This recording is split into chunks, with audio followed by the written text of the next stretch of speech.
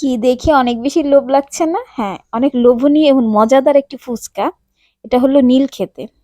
Hello জনগণ, আসসালামু আলাইকুম। আই হোপ সবাই অনেক বেশি ভালো আছেন। আমরা চলে গিয়েছিলাম নিউ মার্কেটে, বাট আমাদের রিক্সাওয়ালা মামা আমাদের নামিয়ে দিয়েছে নীলক্ষেতে। তো আমরা নীলক্ষেত দিয়ে হাঁটতে হাঁটতে চলে যাচ্ছিলাম। তো মাঝখানে দেখলাম আমরা ফুচকার দোকান। আর ফুচকার দোকানের ফুচকাগুলো দেখতে যেরকম তার চেয়েও মজাদার ছিল ফুচকাগুলো। তো এই যে দেখেন বানাচ্ছে, তো মানে দেখেই অনেক বেশি লোভ লাগছে এখনো আমার। অনেক মজা ছিল আঙ্কেলের হাতে ফুচকাগুলো। তো 30 টাকা বাটি ছিল, আমরা 2 বাটি নিয়ে নিয়েছি। আর টকটাও অনেক মজা ছিল, আমরা অনেকগুলো করে টক খেয়েছি।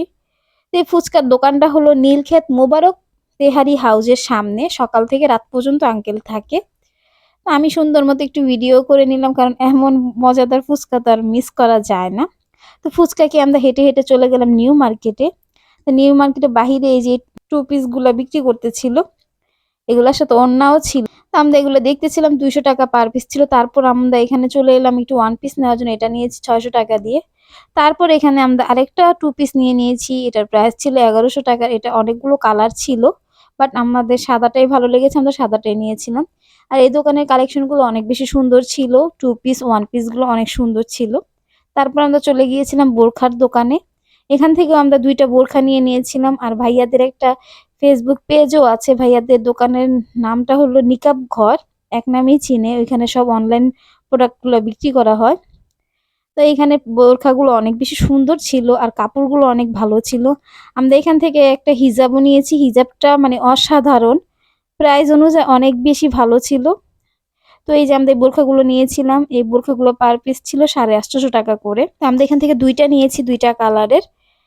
তারপর নেওয়ার পর সাথেও একটা হিজাবের দোকান ছিল, ওই দোকানের হিজাবগুলো অনেক সুন্দর ছিল, এক নামেই চিনে, নিকাব ঘর। সবাই অবশ্য চেনেন কম বেশি। তারপর আমরা চলে গিয়েছিলাম কিছু টুকিটাকি জিনিস কেনার জন্য, ফিঙ্গার রিং কিনে নিল আমার ভাতিজি। তো এখানে ফিঙ্গার রিং গুলো ছিল 100 টাকা করে, 50 টাকা করে। তারপরে এই যে বিভিন্ন ধরনের জিনিস ছিল।